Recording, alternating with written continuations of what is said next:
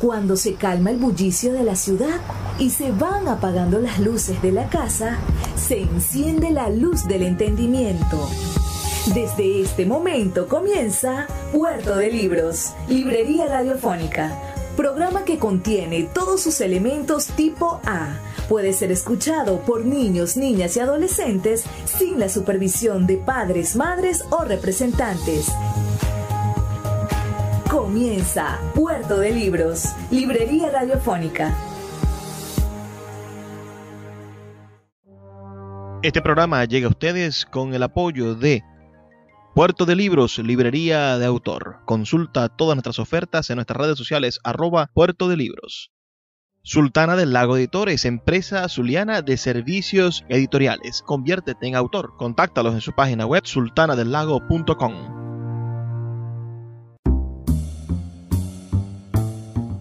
Bienvenidos a Puerto de Libros, Librería Radiofónica, este espacio que hacemos con tantísimo cariño de lunes a viernes de 9 a 10 de la noche por la Red Nacional de Emisoras Radio Fe y Alegría, 23 emisoras conectadas para llegar a sus hogares con buenos libros.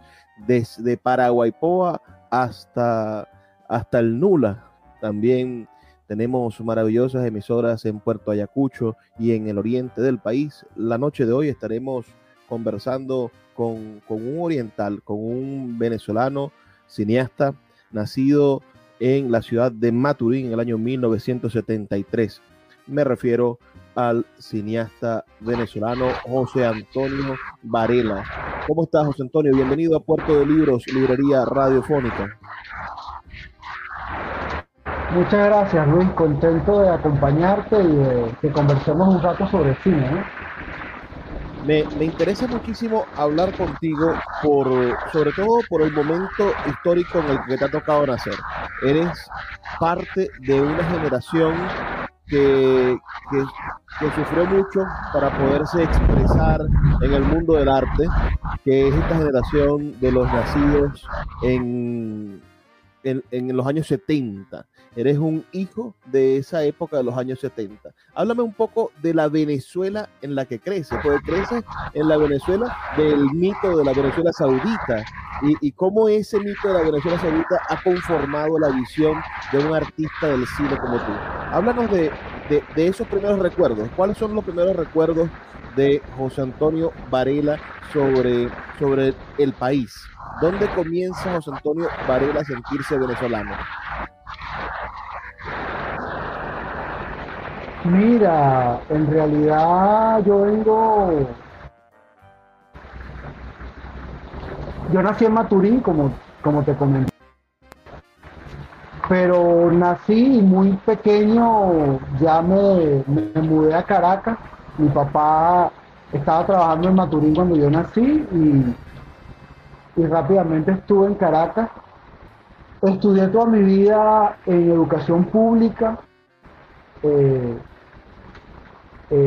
Estuve en un colegio, aquellos colegios que se llamaban colegios normalistas, experimentales, es decir, que uno estudiaba todo el día, estudiaba ciencias y humanidades y yo estudié música, por ejemplo, en el liceo. En ese momento era el Instituto Experimental de Formación Docente, hoy en día se llama Luis Beltrán Prieto Figueroa, y uno salía en ciencias y humanidades con una mención que en teoría te daba cierta facilidad para dar clases después en primaria. Entonces yo siento que tuve una educación como muy humanista.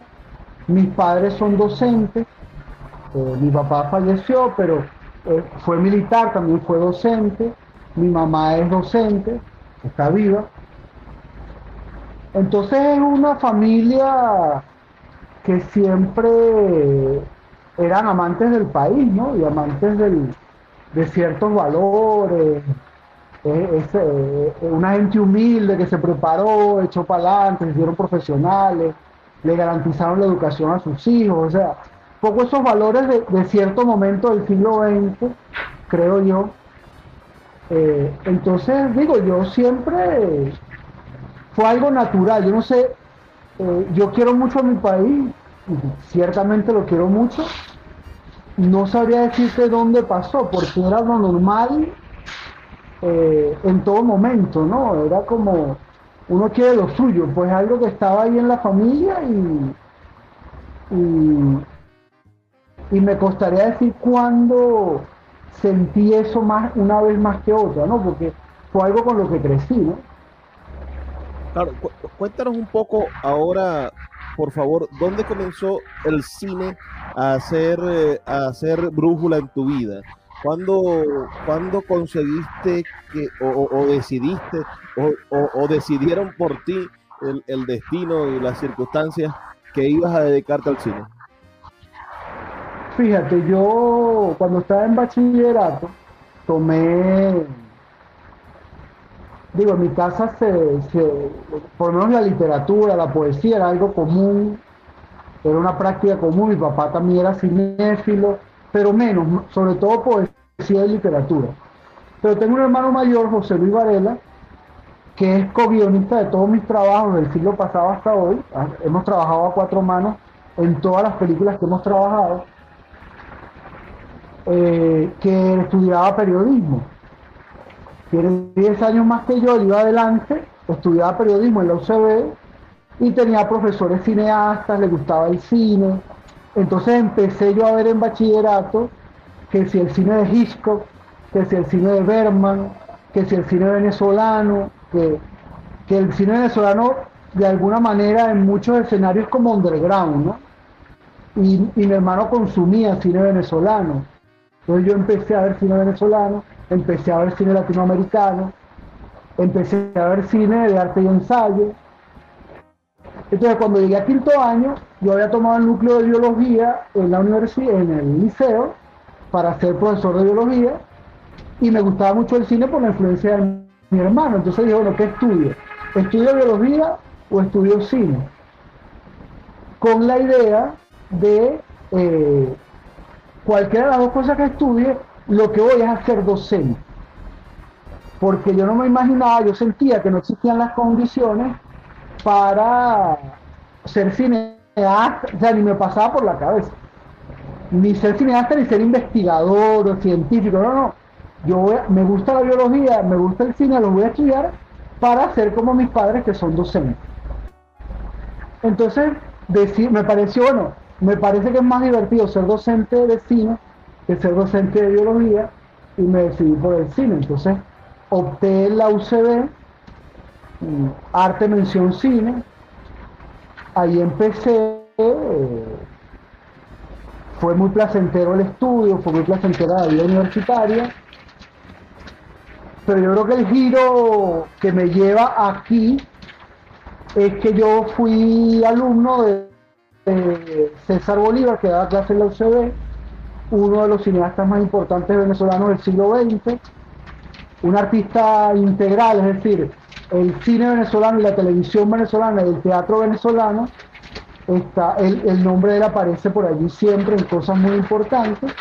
Era un docente extraordinario y me sumó a sus filas, pues.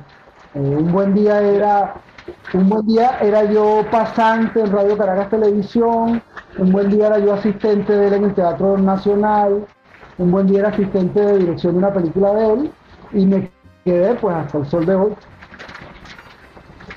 César Bolívar es un nombre que no podemos, bueno, pasar por debajo en la historia cinematográfica de Venezuela y en la realización con los recursos del cine venezolano. Es decir, un hombre que nos demostró que con lo que teníamos se podían hacer grandes cosas. Haber entrado por allí creo que es haber entrado por una puerta muy grande. ¿Qué te dejó César Bolívar al momento de decidir hacer cine, dirigir? Porque veo que has trabajado como guionista, has trabajado, bueno, como gestor público de políticas de administración del cine en Venezuela, pero dirigir es quizás el trabajo más difícil, porque debes de conocer de todas las áreas del cine para poder llevar el barco, ¿no? De una producción, que además es un ritmo grandísimo. El director es el primero que se monta en el barco y el último que sale. Háblanos de por qué decidir dirigir en el cine. Mira, a mí me llegó la dirección, yo he disfrutado mucho todas mis etapas y todos mis trabajos. Yo empecé como pasante, como te dije, en Radio Caracas Televisión. César estaba trabajando allí, estamos hablando del año 94, hace una enormidad de tiempo. Yo empecé como asistente del director de fotografía en unas novelas. como pasante. En esa época hubo una votación masiva en RCTV y recuerdo que por esa votación votaron a varios, les quitaron el contrato, pues a varios fotógrafos, y yo, que era un pasante, un buen día estaba haciendo iluminación en una telenovela. Fue un aprendizaje muy interesante. Después pasé a asistente de dirección a una obra de teatro, un montaje de Profundo de José Ignacio Cabruja, que hizo la Compañía Nacional de Teatro, que dirigió César. Una experiencia reveladora porque era un casting precioso. Estaba Carmen Palma, estaba María Alejandra Martí, estaba Luis Rivas, estaba Eduardo Serrano, estaba Beatriz Vázquez. Fue una experiencia fantástica. Beatriz Valdés. Y de ahí pasé, a ayudar en la postproducción de una película de César, que era Rosa de Francia. Entonces, como asistente de dirección, yo creo que es uno de los trabajos más difíciles que yo he hecho, porque el asistente de dirección es como el que organiza toda la logística y toda la parte productiva del set. Es el que organiza el rodaje. Es como, había un dicho en mi época, voy a tomar agua, perdón. Había un dicho en mi época que era: el director es Dios y el primer asistente de dirección es el Papa. Es decir, es el representante de Dios en la tierra. Uno es el que tenía que fajarse con todo el mundo a que la película fuese posible, a que cuando el director llegaba y se sentaba, todo estuviera listo y él pudiera crear con cierta paz. Toda esa etapa fue muy ruda, pero fue maravillosa. Después empecé a escribir, me gustó también. Siempre he sido docente también. O sea, yo siento que he disfrutado de todas las etapas, que me gustan todas las disciplinas en las que he participado. Yo empecé como asistente de dirección y con el guión. Yo llegué a la dirección por una suerte, por un accidente positivo. Cuando Lorena Almarza era presidenta de la Villa del Cine, estaban haciendo la transición de unas unidades audiovisuales que había en el CONAC y estaban fundando la Villa del Cine. Ellos me convocan, ahí estaba Lorena Almarza, Marco Mundarain y Alejandro Medina. Ellos me convocan para escribir, porque yo había escrito con ellos unas cosas en Radio Caracas Televisión.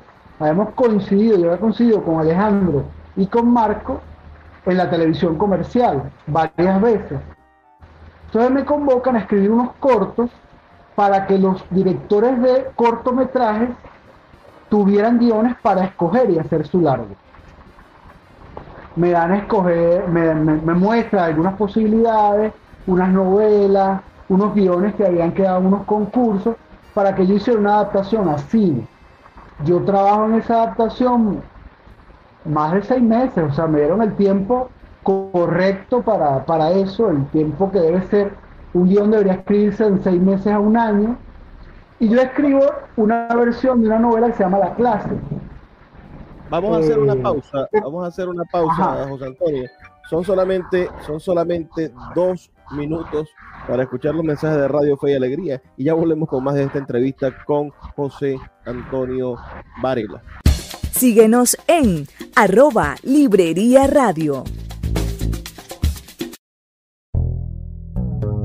Quiero hablarte de la mejor aplicación para creadores de podcast. Sí, me refiero a Anchor. Te ofrece un servicio completamente gratuito para subir tus archivos y distribuirlos globalmente. Puedes hacerlo desde tu teléfono o computadora. Y sin duda podrás obtener una fuente de ingresos pasivos para mejorar tu economía. Descarga la aplicación gratuita Anchor o ve a anchor.fm para comenzar. El poeta Luis Peroso Cervantes le acompaña en Puerto de Libros, Librería Radiofónica, por Radio Fe y Alegría, con todas las voces.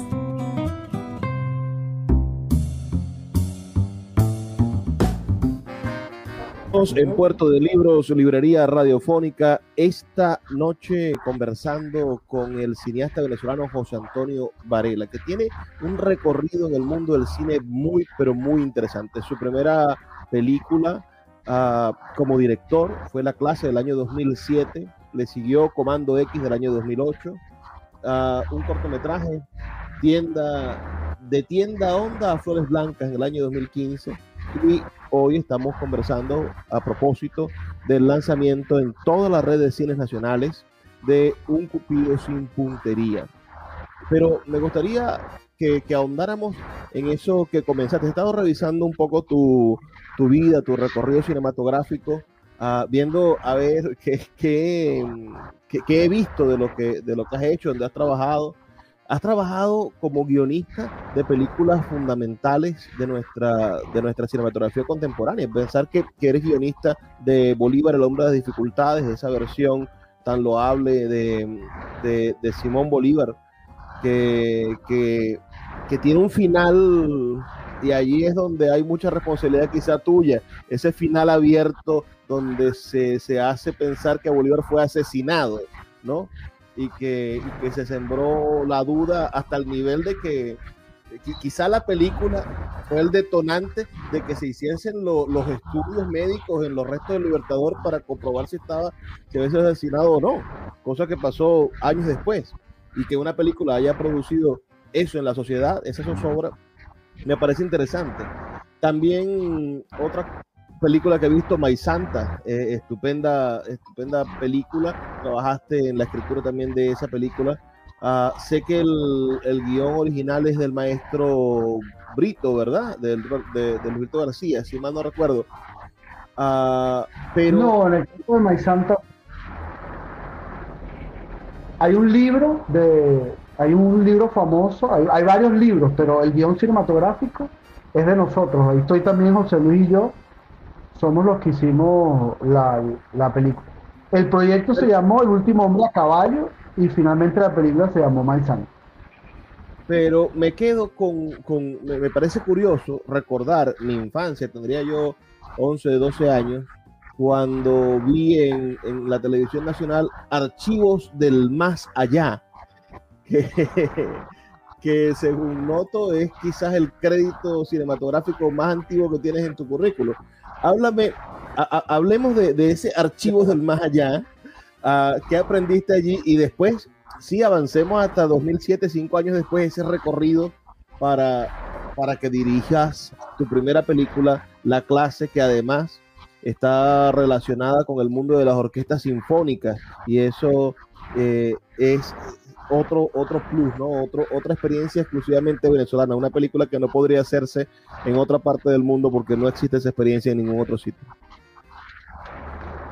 Fíjate, te cuento, este cuento es interesante porque ese proyecto era de la gerencia de nuevos proyectos de Radio Caracas Televisión, Archivos del Más Allá. Originalmente había surgido como un proyecto que era más bien parecido a La Dimensión Desconocida. ¿Te acuerdas de aquella serie muy conocida norteamericana, Twilight Zone, que tenía como varias temporadas de distintas épocas? Entonces se quería hacer como una versión de La Dimensión Desconocida venezolana. Se hicieron como 2 capítulos en ese espíritu. Yo escribí como 6 guiones en ese espíritu, como una versión venezolana de Twilight Zone. Pero llegó un cambio gerencial, que creo que fue acertado, que dijo, mira, vaya, aquí en Venezuela a la gente no le interesa eso. Cambien esa serie para algo que sea sobre espantos y aparecidos criollos. Y entonces la serie, en su segundo capítulo, dio un giro de 180 grados o de 360, no sé, y empezamos a escribir, porque digo, yo era un escritor que participaba en la concepción de los proyectos, pero no tiene una línea pues de la gerencia, de los estudios de mercado, como se quiera llamar. Y entonces a mí me pareció también chéverísimo, o sea, las dos cosas me gustaban. Empezamos a investigar de espantos y aparecidos, y realmente la serie pasó de ser que no la veía mucha gente a ser un éxito grandísimo, ganó premios afuera y todo, los más grandes ratings, tuvo ratings muy altos en el país. La gente todavía se acuerda. A mí, yo le he dado clase a muchachos que me dicen, no, usted hizo tal cosa. Les gustaba, pues, porque esa cosa, el misterio, el terror, es algo como muy llamativo, como que le gusta mucho a la gente. El capítulo ese que ganó un premio afuera era El Pozo del Cura, me acuerdo. Y por supuesto uno que le haga un reconocimiento siempre le gusta, ¿no? Claro, claro. Escribí, ahí trabajé como guionista, hice bastante y estuve en la concepción del proyecto y después me quedé como escritor de capítulos, igualmente con José Luis Varela, igualmente con Rafael Pinto, que todavía seguimos trabajando juntos. Bueno, y ahora terminado de contar esta historia maravillosa de cómo llega el financiamiento y todo lo que produjo La Clase, ese primer largometraje.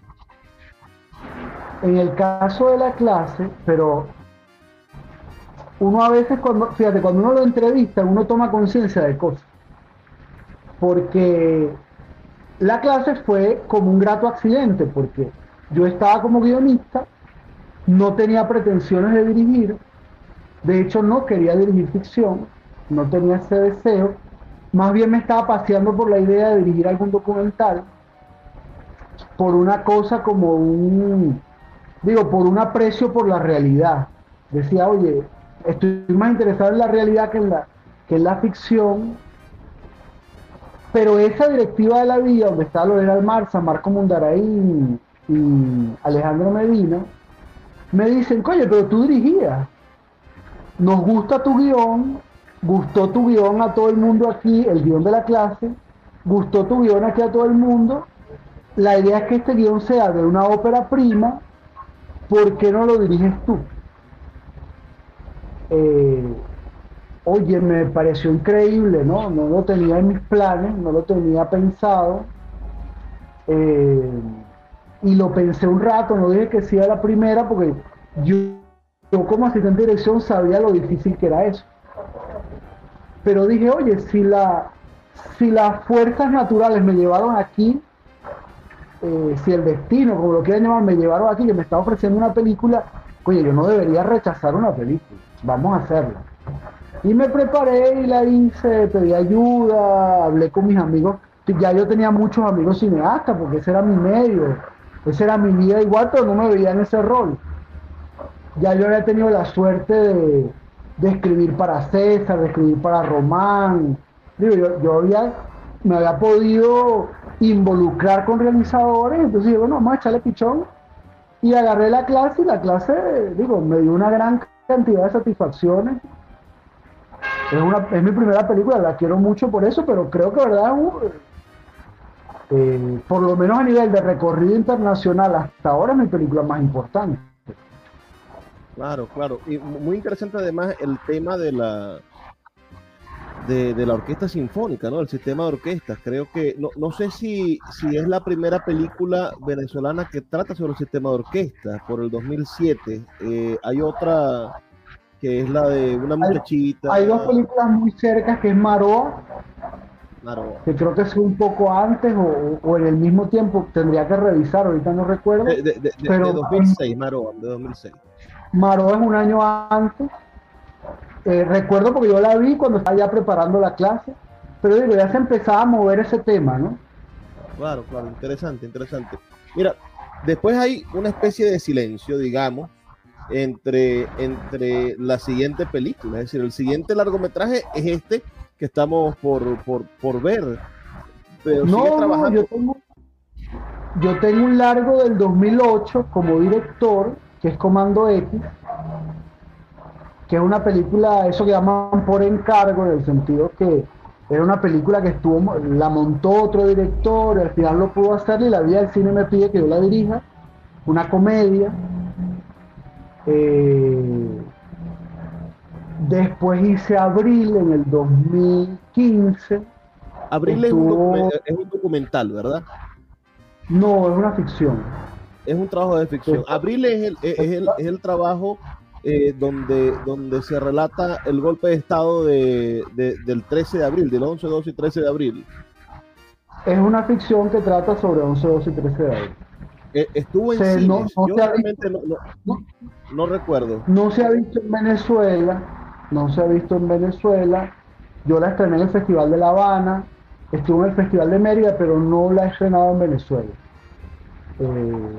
En algún momento la estrenaré, pero todavía no la estrené.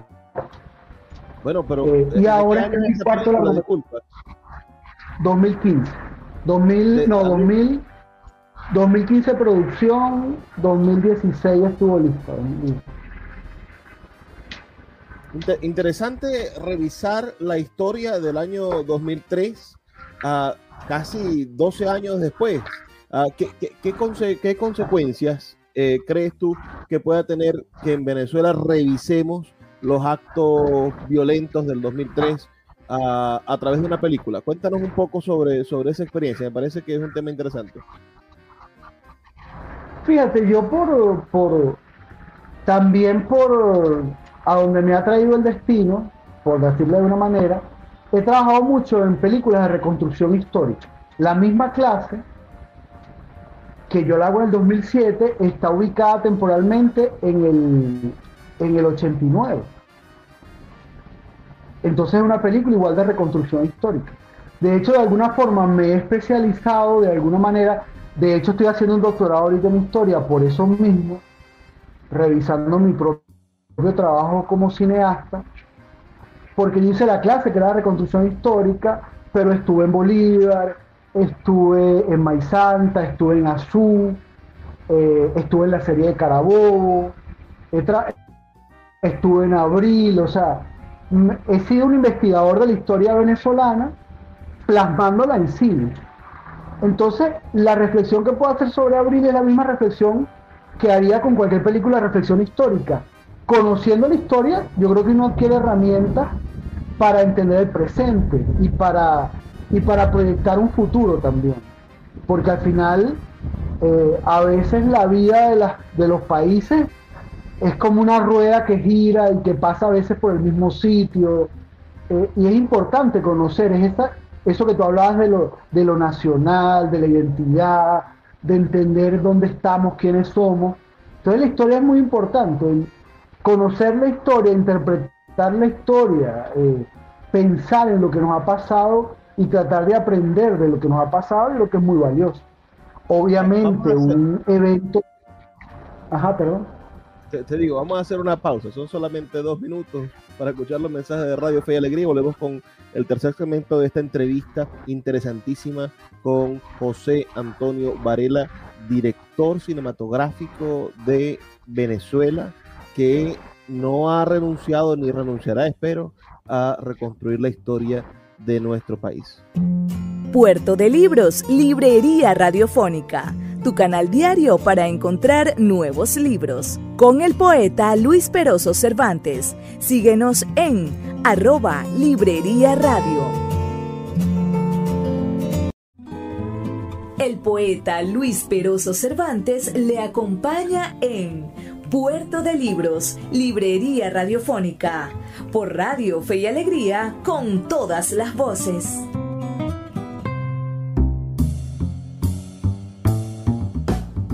Seguimos en Puerto de Libros, Librería Radiofónica, esta noche hablando con José Antonio Varela, un cineasta venezolano sorprendente que ha estado presente en producciones cinematográficas maravillosas. Ha sido productor o asistente de producción, productor asociado en películas geniales de nuestro cine venezolano como Piedra, Papel o Tijera, como Azul no tan rosa. Tengo por aquí La Casa del Fin de los Tiempos, que fue una película interesantísima. El Regreso, Liz en septiembre, otra película que rompió estereotipos en nuestro cine venezolano. Creo que estar presente en todo esto me parece sin duda maravilloso y yo me pregunto, por ejemplo, trabajar con Miguel Delgado en Maizanta, trabajar en el Bolívar de las Dificultades, con Luis Alberto Lamata, que sin duda es un maestro del cine venezolano, encontrarse con nuevos talentos, ¿no? También en películas como El Regreso de Patricia Ortega, Zuliana, que es su ópera prima en largometrajes. Es decir, tú has podido llevarle el pulso, gracias al trabajo que has hecho en los últimos 20 años, has podido llevarle el pulso al cine venezolano. ¿Cómo crees tú que está el cine venezolano hoy de salud? Hoy en el 2022, después de la pandemia. Mira, yo te diría que está bien de salud. Yo te diría que está bien de salud. Yo te diría que quizás como le está pasando a todo el país, hubo un proceso de mutación, un giro, pasó algo en este tiempo tan difícil que nos ha tocado transitar por la crisis, por los multifactores, por la pandemia, que fue algo que le cambió el mundo en todas partes, ¿no? Entonces creo que todos hemos tenido que reinventarnos un poco, porque el mundo cambió, nuestra situación cambió, y todos tuvimos que buscar otras alternativas, buscar otras formas de seguir haciendo lo que siempre hemos hecho y lo que sabemos hacer. Yo recientemente estuve en el Festival de Mérida, que es como un espacio de encuentro para el cine venezolano, históricamente, desde los años 80. Y oye, se estrenaron más de 11, 12 largos venezolanos. Es decir, que en este tiempo de pandemia, los cineastas venezolanos siguieron trabajando con las uñas, con dificultades, atravesando una gran crisis mundial, una crisis mundial que ha hecho que los cines nacionales no tengan financiamiento, que las políticas públicas en el mundo, pero más en Venezuela, se hayan detenido por completo, y que todos hayamos tenido que salir a buscar otras fuentes de financiamiento, otras formas de hacer cine. Entonces, a pesar de todas esas dificultades, todos estamos aquí trabajando y echándole pichón, ¿no? Entonces esto es muy valioso. Me parece maravilloso. Me quiero meter allí en camisa de 11 varas y preguntarte por tu trabajo en la Villa del Cine. Entre el año 2010 y el 2014 presidiste la Villa del Cine en un momento, bueno, espectacular y difícil además, porque el 2010 al 2014 fueron los años veníamos de los años bicentenarios, el bicentenario de la independencia, etcétera. El cine se convirtió en un instrumento político nacional, y en la venta, esos 4 años fueron la venta de la marca Venezuela en el medio del bicentenario de la independencia. Y también años difíciles de transición política, la muerte de Chávez, el 2014, el comienzo de las manifestaciones violentas, ¿no? El comienzo de la salida, y pasan cosas en las cuales tú tenías una alta responsabilidad en el mundo artístico, y hoy, bueno, como creador quizás te encuentras en otra orilla, ¿no? Ya no es el mismo país de la bonanza petrolera, ya no es el país de la burbuja, ya no es el país del dólar a 4.30, porque en ese 2010 a 2014 en el que tú tenías esta responsabilidad, vivíamos un control de cambio, y el control de cambio era una especie de irrealidad del dólar. Es decir, podías estar presupuestando algo a un precio, pero fue cuando comenzó el proceso hiperinflacionario venezolano. Ahí están los sedimentos de la estanflación. Háblanos de ese compromiso. ¿Qué es lo que crees tú que debe hacer el Estado con el cine? ¿Debe financiarlo? ¿O qué debe hacer un artista? ¿Qué debe esperar un artista del cine? ¿Qué debe hacer el Estado y qué debe esperar un artista de la responsabilidad que tiene el Estado con el cine? Difícil pregunta. Voy a tratar de hacer varias reflexiones que creo que pueden ser útiles. Mira, en realidad mi paso por la vida del cine fue muy satisfactorio. Yo había hecho, como te dije, la clase, había hecho Comando X, y en ese momento me dicen que si me puedo hacer cargo de la villa. Fue una decisión muy difícil, porque yo sabía que estando en la villa del cine no iba a poder seguir dirigiendo, que era y es, inclusive iba a ser difícil escribir, que tanto dirigir como escribir era y es lo que más me gusta hacer en la vida. Pero sentía que había las condiciones, que se habían creado las condiciones para que, verdad, estar en la plataforma cine del Ministerio de Cultura significara apoyar al cine venezolano. Como yo se supone que era y soy un militante del cine venezolano, decidí hacer como el sacrificio de aceptar ese trabajo, porque para un cineasta es difícil pasar como a la burocracia. pero sentía que era un momento valioso donde se estaban dando unas condiciones que valía la pena hacer el esfuerzo unos años de empujar el carro del cine nacional. Y así fue. Mira, La Villa es un proyecto muy bello, muy hermoso. La orden, la instrucción, la directriz que uno tenía en la vida del cine era: ayuden al cine nacional, ayuden a todo el cine nacional, con los ojos cerrados, ayuden a todas las producciones. Entonces yo ayudé en 4 años a más de 50 películas de Venezuela, del exterior. Se utilizó todo ese músculo para empujar el carro. Entonces, esa época del 2008 al 2014 es una época de florecimiento de nuestro cine, donde más películas se han estrenado, donde ha ido más público al cine nacional, donde se han ganado más premios nacionales e internacionales. Entonces, bueno, a mí me enorgullece y me satisface haber estado allí. Justamente cuando ya me retiro, porque siento que vino la muerte de Chávez, como tú dices. Yo de verdad en esos años, yo recuerdo esos años, a veces la percepción es equívoca, ¿no? Porque la verdad cada quien ve el mundo a través de su cerradura, pero yo recuerdo que esos años no fueron tan duros desde el punto de vista de la conflictividad política. Fueron mucho más bien esa es una etapa como más serena, ¿no? Porque 2002-2006 fue durísima, y después 2014 hasta ahorita ha sido muy complicado. Ese fue un tiempo más bien más sereno, donde había recursos, donde había política de Estado para el cine.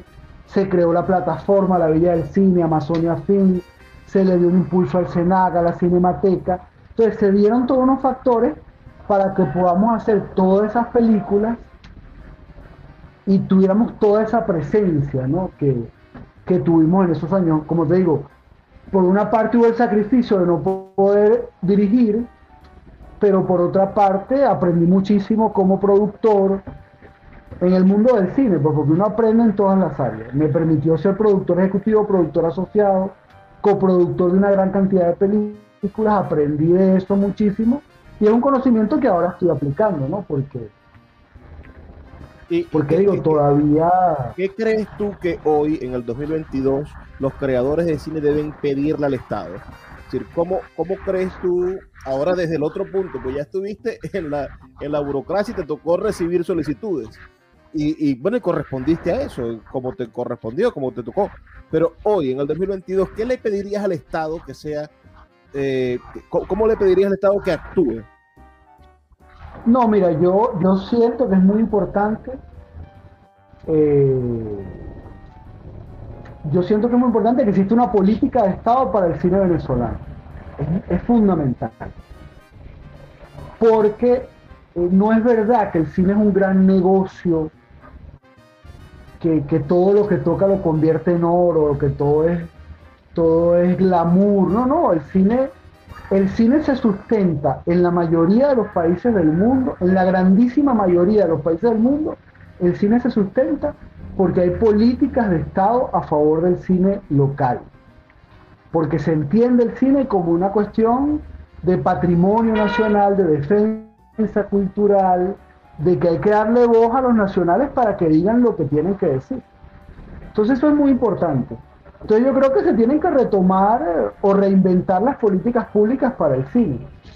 No te sabría decir ahorita cómo sería, pero hay experiencias, hay que aprenderlas de las experiencias. A lo mejor no se puede hacer lo mismo que se hizo hace 5 o 6 años, pero saldrá algún mecanismo, se podrá manejar algún mecanismo. Lo que uno escucha, lo que uno ve es que se empiezan a reactivar algunas cosas en muchas áreas de la economía. Hay proyecciones positivas económicas, dicho por bancos suizos, pues no dicho por un cineasta, ¿no? Que aparentemente viene una etapa mejor. Entonces creo que hay que repensarse las políticas de Estado para que se vuelvan a activar, ¿no? Yo conversé en el Festival de Mérida con Carlos Aspurua, que está ahorita en el SENAC, y él tiene pues planes, tiene perspectivas. No hemos podido hablar en profundidad, pero él es una persona del sector, está trabajando, y yo creo que todo el sector tiene fe que eso se pueda reactivar. Hay mucha fe, por ejemplo, en en que se pueda reactivar el mecanismo de Ibermedia, que es un mecanismo para hacer coproducciones iberoamericanas, que se reactiven los aportes a los cineastas. Yo mismo tengo un proyecto aprobado en el SENAC como desarrollo y aprobado en Ibermedia como desarrollo, se llama Encrucijadas, que por todo el tema de la crisis multifactorial no he podido llevar adelante porque no me han podido honrar tanto lo que gané en el SENAC como lo que gané en Ibermedia. Ojalá se acomoden las cosas. Entiendo que lo de Ibermedia, por lo que me explicó Carlos, es que no hay mecanismos para pagar Ibermedia por el tema del bloqueo. Y en el caso del SENAC, entiendo por lo que también me explicaron el SENAC, están reconsiderando, esperando presupuesto a ver si pueden honrar esos proyectos que se firmaron en el pasado. Entonces, bueno, todos estamos ahí tratando de arar, pues, tratando de empujar. Yo creo que, sobre todo, los mecanismos son importantes para las nuevas generaciones, porque los directores ya experimentados, que es mi caso, vamos a conseguir la manera de seguir. Vamos a conseguir la manera de seguir haciendo películas. Cupido es una película que no tiene apoyo gubernamental, y sin embargo allí está. Vamos a hablar de Cupido en el siguiente y último segmento. Así que a todos los que nos escuchan, prepárense porque vamos a hablar sobre cómo se hace cine en esta contemporaneidad y además pues, vamos a poder ir a disfrutarla en todas las salas de cine del país. Así que vamos a hacer una pequeña pausa de 2 minutos y ya volvemos con el último segmento de nuestro programa, Puerto de Libros, Librería Radiofónica, en esta entrevista con el cineasta venezolano José Antonio Varela. Síguenos en @Librería Radio. El poeta Luis Peroso Cervantes le acompaña en Puerto de Libros, Librería Radiofónica, por Radio Fe y Alegría, con todas las voces.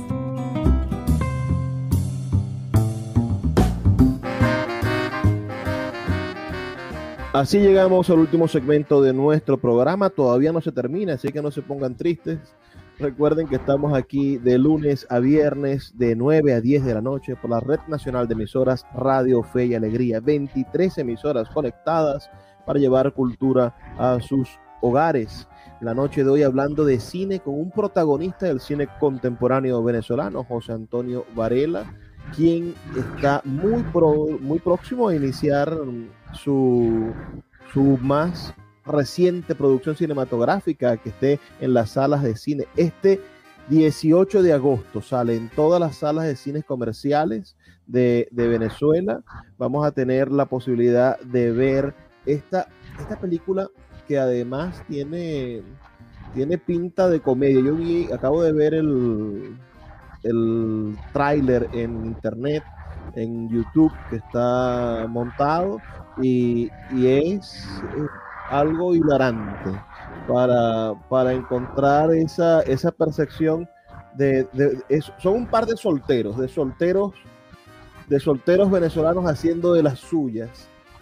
José Antonio, háblanos un poco de la sinopsis de la película, explícanos de qué trata esta película y por qué las mujeres deberían ir a verla, por qué la familia debería ir a verla, si es que la familia la puede ir a ver, y después qué buenas ideas podían sacar de ahí algunos muchachos.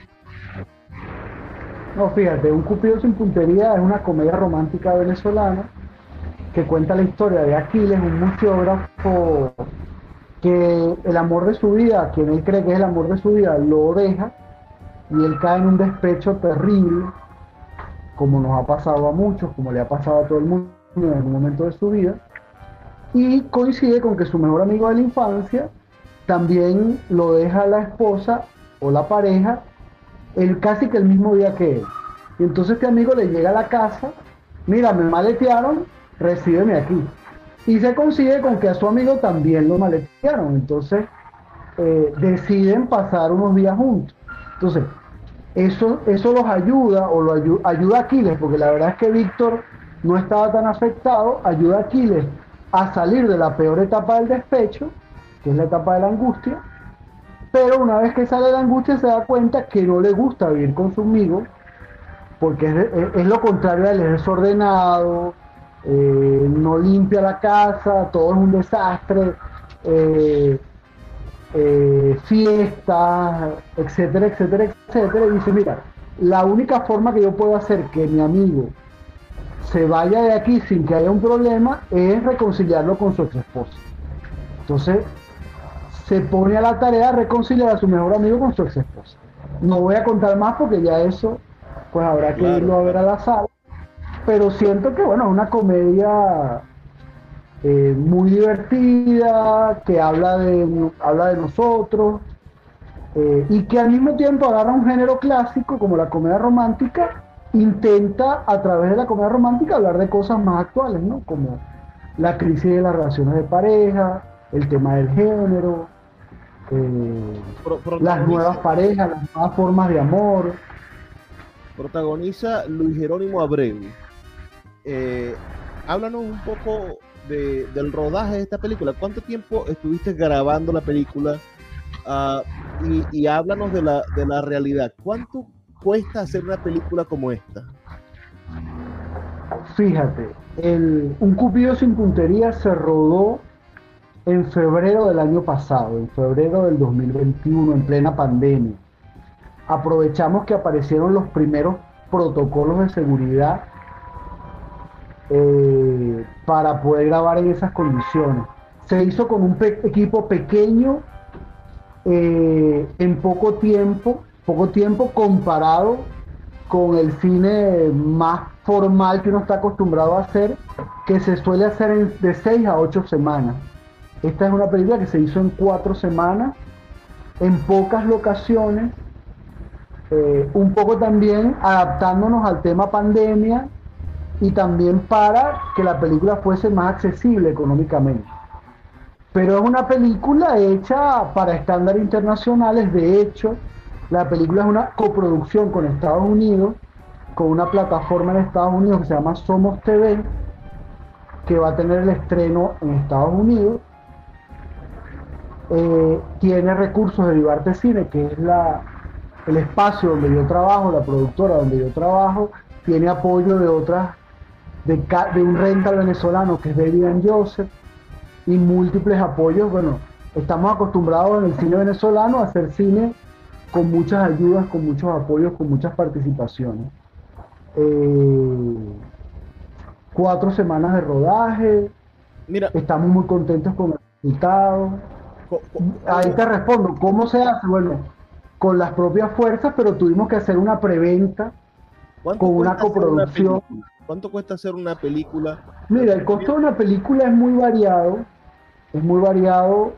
Yo estuve leyendo hace un tiempo y hablando con algunos cineastas y planteaban que Latinoamérica, y es lo que está pasando en Colombia, ahorita con el cine, hay un boom del cine en Colombia, de la producción audiovisual, le sale a las grandes productoras norteamericanas o a cualquier productora del mundo, le sale más económico producir en Latinoamérica que ir a producir en diferentes sitios. Es lo que convirtió a la India en la gran industria del cine que es. En algún momento hacer el cine en la India, hacer los escenarios, tener a los actores, cualquier cosa, hacerlo en la India era muchísimo más económico, y eso convirtió al cine en uno de los motores de la India, y que hoy tiene un lugar importante en su índice per cápita. ¿Crees tú, y ahí es donde te pregunto, cuánto cuesta hacer una película, crees tú que sería llamativo como motor, como punto de reactivación económica el cine venezolano, la industria cinematográfica venezolana, o estamos muy lejos de competir con otros países? Mira, yo creo que es posible, pero un plan de esa magnitud tendría que, digo, el cine tiene algo que al final todo es así, pero en el cine es muy concreto. El ciclo de una película promedio en el mundo, no estoy hablando ni del continente, no, el ciclo natural de una película en el mundo son 5 años. Es como estudiar una carrera universitaria. Desde que a alguien se le ocurre hasta que eso se escribe, se reescribe, se busca la plata, se monta, se produce, se edita, sale, se comercializa, el ciclo natural son como 5 años. Entonces, si verdad quisiéramos hacer un trabajo de una industria audiovisual, tendríamos que hacer un plan de 30 años. No es algo que, sí, vente tú, vamos a darle. No, no.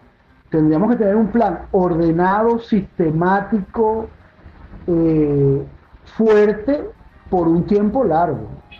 ¿Qué es lo que ha pasado con otras industrias? Pues las industrias se van formando. Sí, tienes razón. Somos TV invierte en tu película. Es una plataforma audiovisual norteamericana. ¿Tú crees que sea posible que Netflix de repente se interese en patrocinar cineastas venezolanos en base a que es más económico hacer las cosas aquí? O otras plataformas, bueno, ahora era Apple TV, etcétera, tantas plataformas que tienen tanto dinero. Ahorita no es posible por el bloqueo. No es posible hacer gestiones comerciales, hay que hacer toda una triangulación con productoras extranjeras, pero un negocio directo, un trabajo directo, Venezuela con esas casas, HBO, Netflix, que tienen base en Estados Unidos, simplemente el bloqueo lo impide. Financieramente, si una productora tuviera fondos venezolanos, intercambios venezolanos, pudiera ser sancionado en Estados Unidos. Entonces nadie va a arriesgarse a hacer eso, ¿no? Para poder pensar en eso, primero tendríamos que salir del tema del bloqueo para que otras casas como esa pudieran establecer oficinas, flexibilizarse las sanciones para que pudieran establecer oficinas en Venezuela.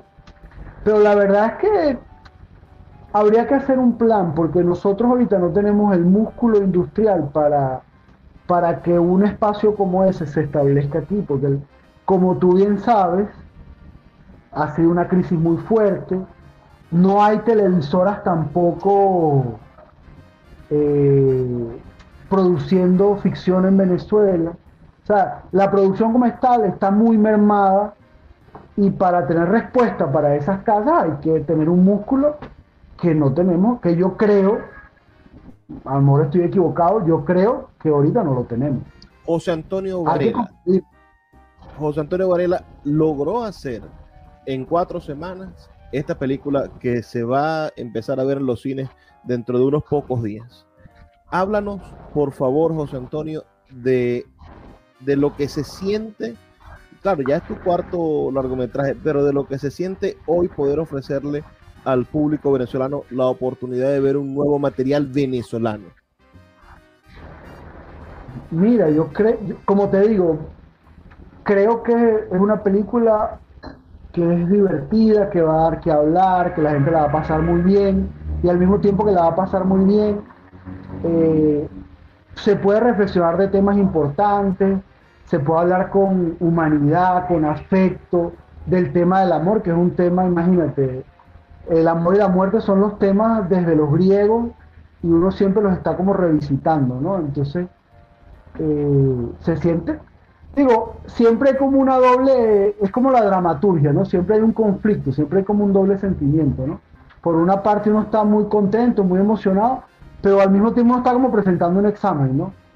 Cuando va todo el mundo a verte, uno está exponiendo lo que uno piensa, lo que uno siente, cómo uno ve las cosas, se establece un diálogo con el espectador. Entonces, yo estoy ahorita, estoy contento, estoy emocionado y estoy agobiado, y estoy nervioso, y estoy preocupado, sacando cuentas, porque eso, pues, es una apuesta para que la gente vaya, para que mi cine sea productivo, o sea, ¿Dónde se puede es la vida de película? No, la película tiene un estreno importante, la está distribuyendo Cines Unidos. Cines Unidos me ofreció alrededor de 50 salas en todo el país, un estreno nacional, que es un estreno muy importante.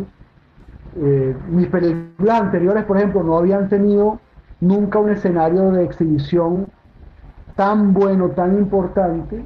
Entonces, en ese sentido estoy muy contento, estoy muy satisfecho, tengo muy buenas expectativas. Para eso ayuda que sea un género, porque el género es más vendible. Toca retirarnos, José Antonio. El tiempo en la radio es como en el del cine. Si te tardas mucho, la gente se sale de la Cortamos. sala. Gracias de verdad por esta entrevista, por darnos este espacio. Me gustaría que siguiéramos hablando en otro momento sobre el cine venezolano, que analicemos películas, que hablemos sobre los problemas y sobre los posibles planes y soluciones. Así que te dejo una puerta abierta para cuando salgas del estreno y de todo el trajín de la promoción que ahora viene, llevar a la gente al cine, que es otro gran problema. Bueno, podríamos hablar un poco sobre cómo te fue y sobre cómo vamos a hacer para hacer mejor cine y mejor producto audiovisual en Venezuela. Seguro, gracias. Chao, un placer. Y a todos los que nos escucharon, amigos, gracias a ustedes por estar allí presentes. Les recuerdo que estamos aquí de lunes a viernes de 9 a 10 de la noche por la Red Nacional de Emisoras Radio Fe y Alegría. Son 23 emisoras conectadas para llegar a sus hogares con buenos libros. Les habló Luis Peroso Cervantes. Nos escuchamos el día de mañana. Por favor, sean felices, lean poesía.